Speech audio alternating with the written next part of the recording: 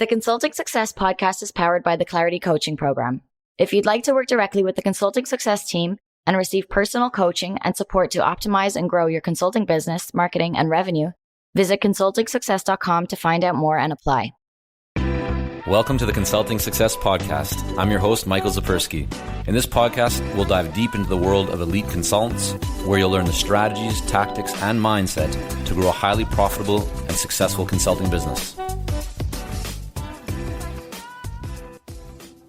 Hey everyone, it's Michael Zapersky, and welcome back to another episode of the Consulting Success Podcast. Today, I'm very excited to have Jamie Muster joining us. Jamie, welcome. Well, thank you for having me. It's an honor to be here. So Jamie, you are a consultant, an author, a writer. I could probably add a whole bunch of additional titles to what you do in the creative, space. But you've worked with some very well-known clients over the years, organizations like Adidas, Intel, Cisco, a whole bunch more. And your book, I know you have another book coming up, which we might touch on, but the book that we'll get into a little bit more today, which I think will be very relevant for our community of consultants all around the world in many different industries, is the Iconist, the art and science of standing out. And where I thought we'd get started with our conversation today is actually going back to the early days. Before we hit record, you mentioned that you had a very different upbringing compared to where you are, in the world today and your surroundings. So you started your life in LA. You mentioned with poverty kind of running through your upbringing. Can you just talk a little bit more about that time and how did you kind of get to where you are from a just growing up perspective and any education that kind of took you into launching your career? Before I launch into that, can I say something very controversial to your audience at the start of this interview? Knowing your work in your book, I am not surprised that you're going to hijack the interview and get it started that way. But I want to say one thing before we start, because I think it'll tell where we'll go. Sounds good. And it'll say a lot about how I think before I launch into my origins, my superhero origin story. But it's funny. People ask me a lot if I'm a freelancer or a consultant. And I consult for some of the biggest companies in the world. But whenever somebody asks me if I'm a consultant or a freelancer, I literally cringe. And I say, absolutely not. I'm not that. But I am technically that. And the reason I say that I'm not that is because what I've managed to do in terms of the way I frame my work, I call myself an independent contributor, is to make it so differentiated and so personal to me that to call it consulting would be a downgrade. And I think that that's one of the keys to being successful is, consulting is a word and it can kind of get in the way, the point and purpose of why you're being hired to do what you do. I think that you need to look at that as very special and very unique to you, like a fingerprint. And so, I just wanted to say. Again, this is no surprise, right? The subtitle of your book is The Art and Science of Standing Out. And I think what I just took away from what you mentioned, whether we're saying consultant or really any other definition or term that would describe somebody's work or kind of what they do, the heart of what you just mentioned, Jamie, that resonated with me was it's all about differentiation and how do you stand out and how do you kind of align your impact and your contribution? What do you really want to be known for? Yeah, I mean, consulting has a word that it feels like you're kind of huddled in the corner, like, cheering someone on or giving them some advice. And I think what a lot of your listeners do are people that alter the makeup of organizations. So, I almost feel like we need a better word. Alchemist. Yeah, I like that. That's actually a good. Yeah, an alchemist. Right. Yeah. But then no one would know to watch your show. So you need a name that people recognize. Okay, my origins. Yeah, I mean, I have a crazy story. I was, my parents were kind of dropped out and I ended up kind of being abandoned and growing up in extreme poverty in inner city Los Angeles. So, I'm going to say some things and they're extreme. I didn't go to school much growing up. I was semi-literate into my late teens. And then I ended up, graduating from the London School of Economics. So that's a pretty extreme and powerful arc. And maybe why it's kind of relevant or germane to this conversation is, when I was, I'm a mixed person. I'm this little kind of brown kid in these brown neighborhoods in Los Angeles. The way that I felt and the way I would have faded into the brick. You would have driven right by me. I mean, I couldn't have been more invisible as a human being, invisible to my parents, invisible to my circumstances, invisible to society at large. So I think it's ironic, or maybe it's not ironic. I have a friend who lives in Canada who says it's not ironic that having been so invisible that now I teach visibility. I mean, that's kind of a crazy thing. I didn't really put that together probably until after my book came out. I never really thought about it like that. But I do think because of technology overload, because of all the mass messaging that exists in the world, and we can get very specific into that if you're interested, Michael, but I believe that we all experience, especially in, independent consultants, are all being made invisible by just the messaging overload that makes it impossible to get engagement. So the point that I'm making is that the invisibility that I experienced as a child, everyone of every class in every field that's trying to get people to engage with them is experiencing that invisibility. And there's actually psychological consequences to it. Is there, when you talk about poverty and just growing up in a very challenging environment, is there a memory that you have that you still kind of carry with you today, or that you almost used as a launch pad, or just something that really stirred up emotions inside of you? That's, when you're looking back, like the benefit of hindsight, or maybe it's just always been very present for you. It actually spurred you to reach for higher levels, or to try and accomplish more yourself. Like, is there anything from those times that really still connects with you, or do you feel was that tipping point? That's funny. You me think of a story that I've never thought of. I don't think about very often, maybe every 10 years. And I don't think I've ever shared it. I don't know if it is that, but I was probably 8 or 9 years old, living in this slum in East Hollywood. I mean, a real slum. I mean, it's hard to describe to people what a slum is in terms of and also, Jamie, for people, sorry to interrupt and jump in, but for people outside of the US, or people that aren't familiar with Los Angeles, when you say Hollywood, right away, no, I think most people don't even believe that there is poverty inside of Hollywood. They think of glitz and glamour. So maybe if you don't mind just veering off to the side for a moment, what do the surroundings look like when you talk about poverty? When you go to east of Hollywood Boulevard, you go east on Sunset Boulevard, you get to this area neighborhood called Silver Lake, you get towards downtown LA, and those are mostly, Mexican and Nicaraguan neighborhoods and Armenian neighborhoods, which is the neighborhoods I grew up in. And then, if I walk south a little bit, then they would be Black neighborhoods, but it's extreme poverty. It's funny because I recently written a graphic novel. It's not out yet. And where I kind of address that, it's very close. You can go 2 miles from the fanciest place in Beverly Hills and you're in a kind of dangerous poverty that you wouldn't even imagine. LA is strange in that way. It's pocketed like that. So, but when you're in those neighborhoods, it's a very small universe and it's all you know. I didn't know when I was a little kid that there were people living in mansions in the hills. I just knew my little stretch of ground. Yeah, I mean, it was the kind of places where, I don't want to get into too much detail, but roaches and, just everything's falling apart and it's hot and there's no air conditioning and there's kind of no one around to turn to when things go wrong. It's a very oppressive environment. I mean, I thought a lot about it during COVID. I live in all this space, and I have a front deck and a back deck and I thought, God, how do you social distance in a slum? I don't want to get too far into that, but I don't even know if I remember what the question was. You were telling me, and I definitely took you off track there, as I mentioned, but you were starting to say around 8 or 9 years old, something happened that you felt had an impact on your future. Yeah, well, I had this moment where, other kids had dads. I didn't really have a dad. And I remember I would watch TV and kids my age, they'd have some person teaching them to ride a bike. But I didn't have anybody to teach me to ride a bike.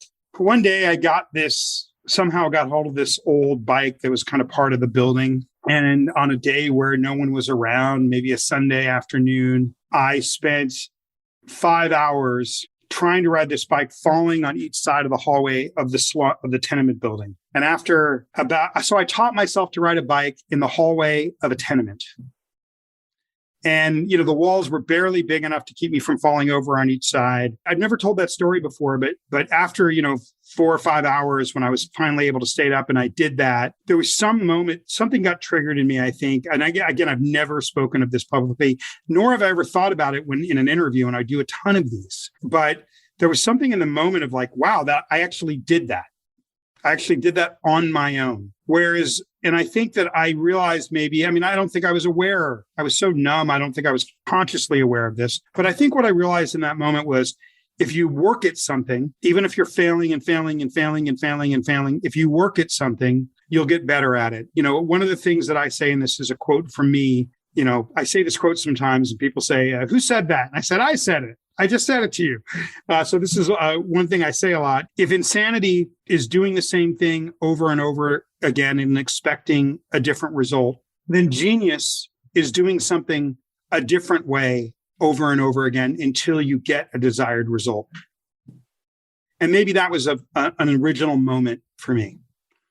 I ended up, when I was 17, 18, teaching myself how to ride a motorcycle the same way, almost killing myself, popping wheelies because I didn't understand how a clutch worked.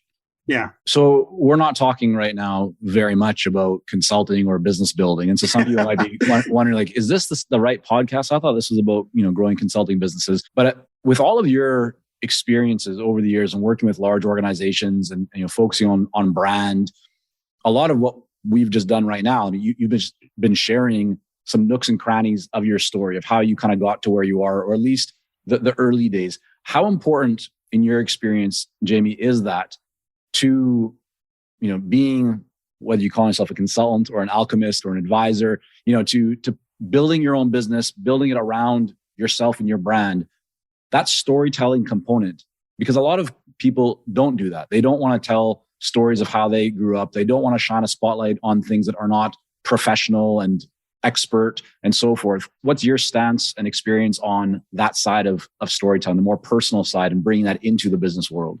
Well, it's everything. I believe that your identity DNA, who you actually are, you have to redact. I didn't sit here and tell you, stories of woe, but mastering your story and weaving that into the story on your about page and who you are in the visual narrative of how you promote yourself is what I call transparency. And I write about it in the book. We all have seen, many of your listeners have probably seen Brené Brown's TED Talk about vulnerability. And she's this PhD researcher who's got one of the watched TED Talks of all time, even though it was TEDx Houston. It's got maybe 60, 70 million views if you look around at all the different places it's been viewed. She talks about vulnerability being necessary for connection. And she's researched this and she's proven this. Well, in the corporate or in the business world, vulnerability, that same thing that creates connection, the business parallel of that, I would call transparency. Revealing about who you are is what allows people to connect with you. So if people are looking at 10 consultants and then they're all offering something that they can use that are similar, which one are they going to hire? They're going to hire the one they connect with. Yeah. Let's get into Block. This is your intellectual property. You've kind of created or coined this term. And it's all about how companies and people can stand out from all the noise and really kind of grab a prospective buyer or client's attention. Can you just break down what is Block? Yeah. Before I kind of do that, can I just present a little bit of the problem for 2 minutes so they can understand why? Let's do it. Make the solution a little bit more important. So I have discovered, I have codified the primal laws of what cause us to ignore one thing and discard another thing. Why do we pay attention to one thing and discard another thing? I believe it's based on primal laws of human perception. And when you understand those laws, you can move your message, it applies to art, music, business, science. You can move your message a little bit to the left, and then you'll get the attention ahead of your competitors. What's important, is to set the stage as to why that's more important today than it's ever been before in human history. Okay. And you have to look at it in terms of, let's start with advertising messages a day, because we're all competing with billions of messages. And so we've become smaller. We've become diluted as human beings. We've become invisible, and it gives us anxiety. There's not one person listening to us right now that doesn't have some anxiety on their ability, whether they're being seen or heard, and whether they're able to get their message out the way they want, or isn't somehow, punching themselves in the face, because even if they're doing well, they know they should be doing much better if people were just engaging with them. And the reason they're having that problem is if you were to look at in 1950, if you were to walk around in any town in the world, if Vancouver, your small town, watch TV, we were bombarded. We were all hit. The average human being saw about 250 advertising messages a day. By 1970, we were hit by about 1,000 advertising messages a day. And by the late 90s, the last time this was researched, it was estimated 5,000 to 7,000 advertising messages a day. Since phone phones have gone on mobile, there's been thought experiments that have showed that we're all hit with about 10 to 15,000 advertising messages a day. So a person couldn't process 1,000. So what happens is this affects the way that we take in all information. So with the people that you're trying to communicate to, this is what they're experiencing. Imagine, Michael, if I threw a golf ball at you, what would you do? I would bat it away like a ninja. Okay. What if I threw 10,000 golf balls at you? I'm a ninja, man. I'm out the door already. Like golf balls are behind me. It's all good. Okay. Well, what most of us would do is we'd be in the fetal position cowering. So as much as we rely on all the micro information that exists in the world, we're also kind of overwhelmed by it and pushing it away. So the people that you're trying to communicate to are actually pushing you away without really engaging with you. This is the climate. So I've come up with this concept called blocks.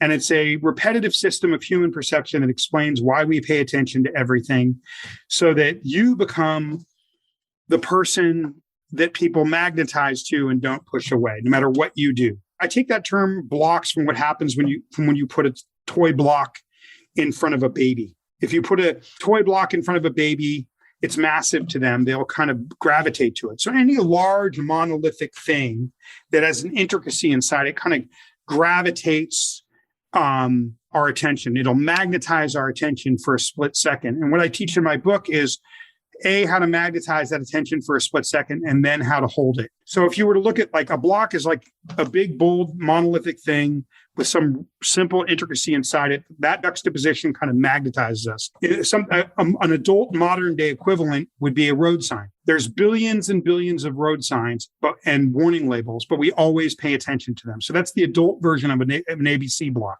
They keep us from drinking poison and killing ourselves. We can't not look at them, even though there's billions of them. So what I teach in my book is to how you turn your message into a road sign so people lock and then move towards you rather than you push them away. In 1998, there was a woman who was doing research for Microsoft and Apple named Linda Stone. In that year, she coined the term continuous partial attention. This is before the internet was rolling, let alone mobile. I mean, we're barely into the internet. And she had coined this term, continuous partial attention, to describe how we're being with so much messaging that we were only partially paying attention now.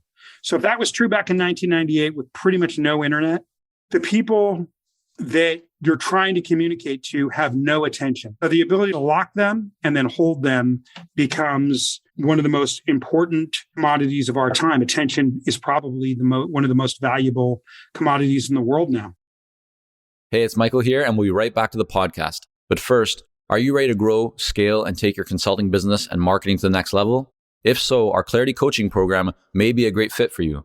You'll work with our experienced team to set up a strategic plan for your business and coach you step by step in areas like how to consistently attract more leads, develop a magnetic message that resonates with your ideal clients, strategically package and position your services, earn higher fees, win more proposals, and scale your business.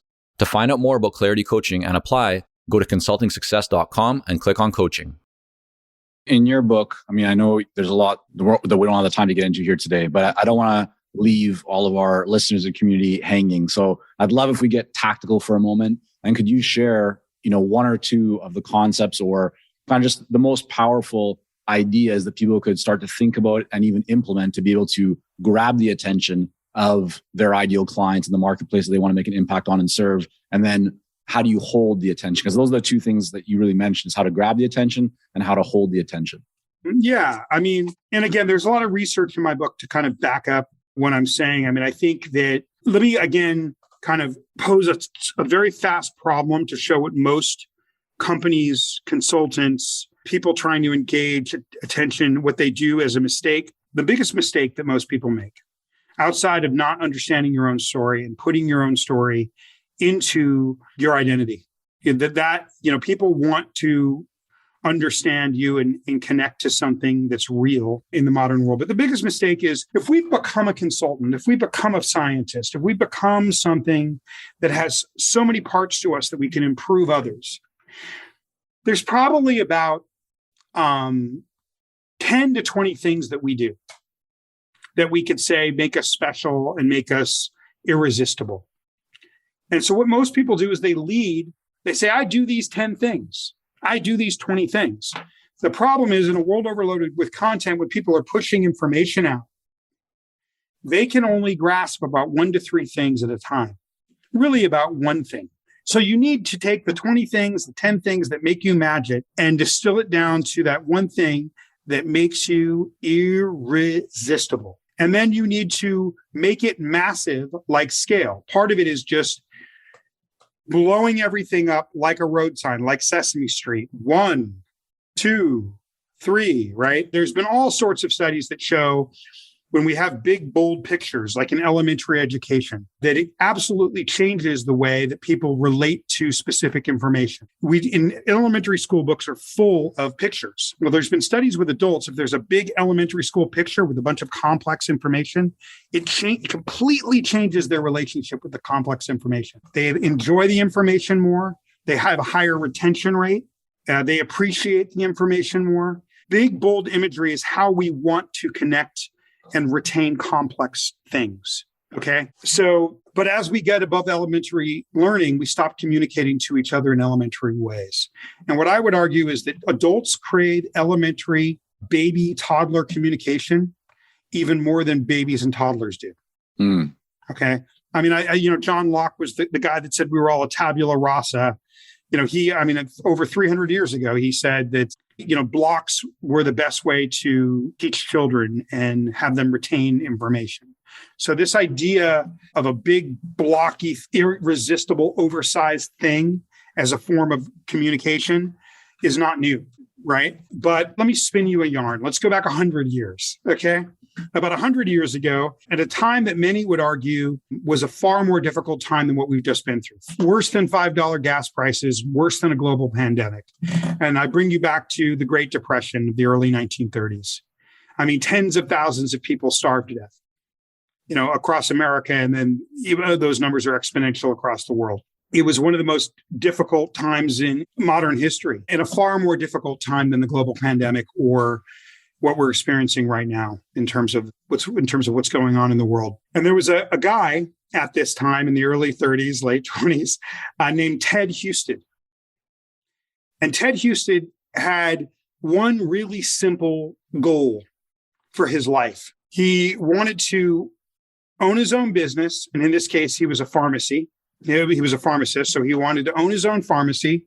He wanted to raise a family. And he wanted to be able to, he was a Catholic and he wanted to practice mass. So that's really all he wanted for his life. And Ted, at this time of deprivation, had a huge thing going for him, which was he had a large, by those standards, he had an inheritance of $3,000. And so, which was, that's a lot of money in today's terms, right? So he took every penny of that money and he invested it in a home and in a pharmacy in the tiny town of Wall, South Dakota. And he bought his pharmacy and he bought his house and he brought his wife. And it wasn't before long that in the middle of this depression that Ted realized that the town was busted broke and absolutely no one was coming into his pharmacy in Wall, South Dakota, population 469. But Ted had one thing going for him. He had one advantage, which was that interstate, I think it was Route 1610, could have that wrong. It went right by the town. So there was tons of cars that went right by Wall, but just everyone, it was a town of 400 people, everyone drove by it. Ted was getting very anxious and very concerned about whether his simple hope for a future and his simple life that he'd wanted was basically falling apart before him, and had a tremendous amount of anxiety. And one day his wife, Dorothy, turned to him and said, Ted, what is it that these people driving by in the interstate need more than anything? What is it that these people really, truly need? And this is a time before where air conditioning isn't what it is today. So what are these people driving by in this dusty part of the world in their old jalopies? What's that thing that would just make them overwhelmingly give their attention and give their time? And Ted looked at Dorothy and said, I have no idea. What are you talking about? And she said, ice cold water. So they constructed a massive road sign equivalent to a stop sign or a yield sign or a road exit, and massive. And right before the wall exit, they put up they started to erect this huge billboard that said, quite simply, free ice water, wall drug. Well, this is almost 100 years ago, before they could even get the sign up, the pharmacy was mobbed, and it has remained mobbed for the last 100 years. Today, Wall Drug, the state landmark of South Dakota, it is a complex of restaurants, gift shops, rides. It has become one of the primary tourist attractions of the state. Millions of people go every year, and it's still simply called Wall Drug. So I think people have to fit. So the moral of that story is, what is your free ice water? And then can you say it big enough, loud enough, and repetitive enough? And what I'm taking for that, Jamie, I think that's a great kind of example and story, is for everybody to be thinking about what is the number one pain point or the top of mind issue that your ideal clients have. What do they truly care about? And then how can you develop a message to really focus on that? There's a lot of things you could say. There's a lot of things that you could offer, but less is more, and really speaking in a kind of a laser targeted way to what's most likely on their mind right now will typically get you a much higher level of response. Yeah, exactly. Like, businesses exist to solve problems. Consultants exist to solve problems. So every person you're trying to communicate to has an irresistible problem. Most people are concerned with everything that they do well. The complexity of that pharmacy was not summed up in ice water, okay? But it's what got people in the door. So what most people do is they work their butt off to become great at something, and then they want to focus and share about what they're great at. But it's not about you, it's about them. And then the next mistake you make, when you have the courage to take that simple thing that is the ice water of your client that you're trying to reach, and you oversize it and have it oversized like Sesame Street on your entire landing page, you communicate something in the lizard brain of those you're trying to reach. By saying it oversized in a childlike way, you're communicating to these people in their lizard brain, this person has taken the time to understand me and my needs. And if they've got 10 companies they're looking at, they're going to go with the person that took the time to understand them and was unashamedly screaming it at them. Because that creates instant credibility is what that does. So Jamie, I want to shift for a moment with the time that we have left to you and your business. You provide workshops, speaking engagements, consulting, you write, right? So you kind of take all the information from your book, you bring that to life for your clients. Right now, what for you is working best to attract clients into your own business? Stand out in a world overloaded with content. And break that down. Give us a couple of examples of how you're doing that. I mean, I know you have the book. Is there something else you're doing in addition to the book that you find works really well to get people into your world? Yeah, I mean, listen, one of the problems is that depending on how long you've been around, it affects how much you struggle with this, right? When the internet came along and when it started to proliferate seriously in the early aughts, it really changed the way that people decided to buy things. Look at it like this way, like transparency, this concept of revealing yourself and revealing your identity DNA became essential. And the reason it became essential is selling used to work. Being a salesperson used to work. That doesn't work anymore. You have to present something transparent and digestible that's true, that correspond. There's an intersect point between the pain point of what your client has and the best of you. That's how you found that block statement that you repeat. But what I find is that the internet has demanded transparency, right? In other words, people can check any claim you make in a 30-second Google search. So the minute somebody starts to feel like they're being sold, they're on to the next.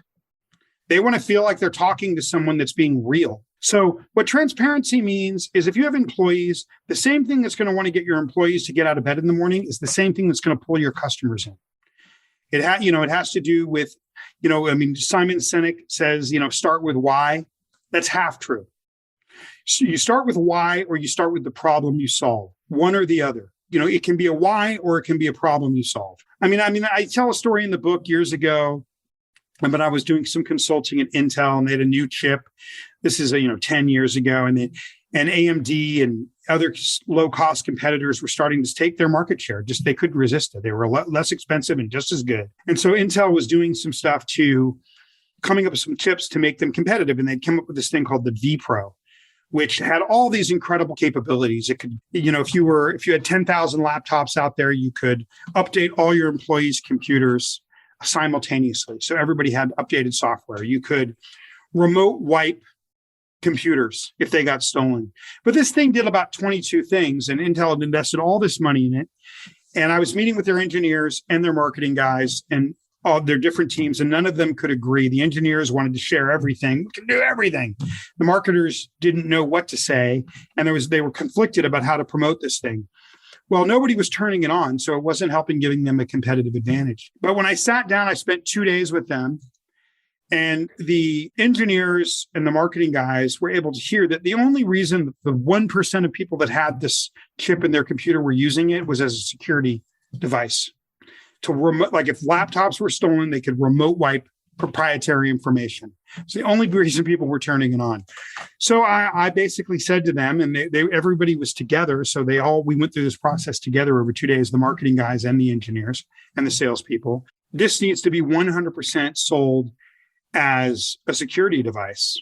And then once people are in the door, because they understand it's the most secure, corporate proliferation of information through laptop system on the planet, then you can show them the other 22 things you do.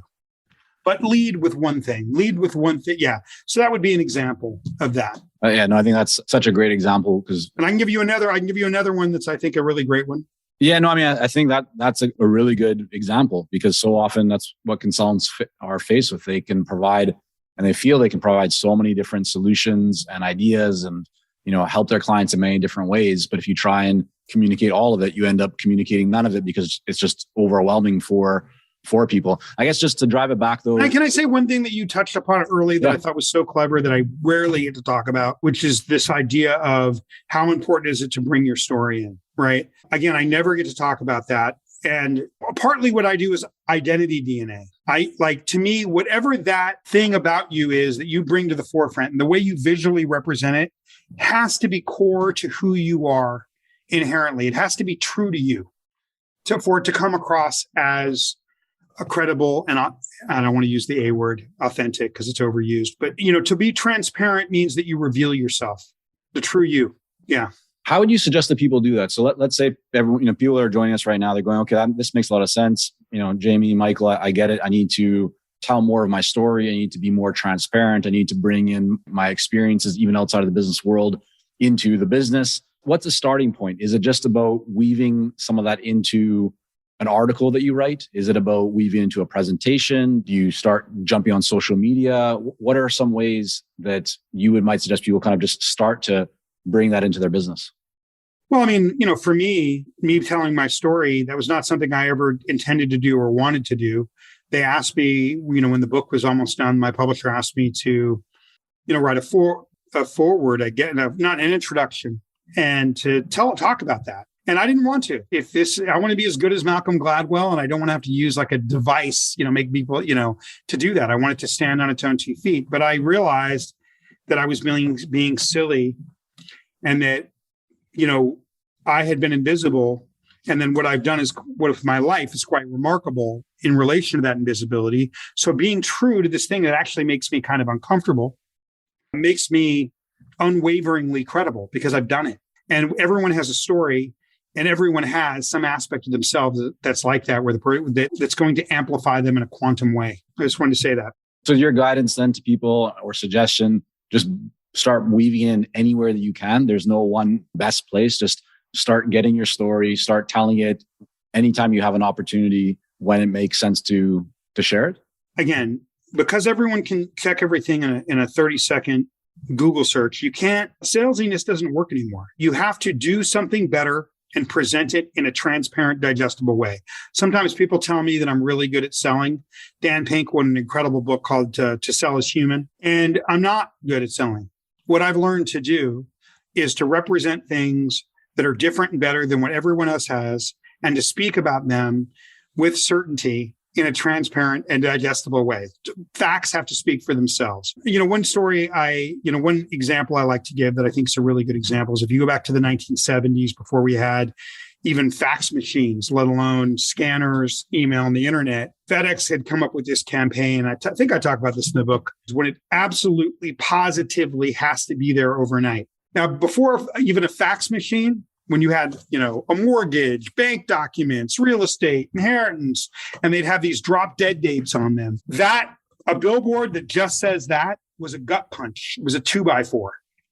That's a statement of fact. They could get something anywhere in the country the next day. Everyone has a free ice water, or when it positively has to be there overnight. There's something in them and their story that will have that effect on their customers. And that's what you're looking for. And then you blow it up. That's a great place to wrap up on this.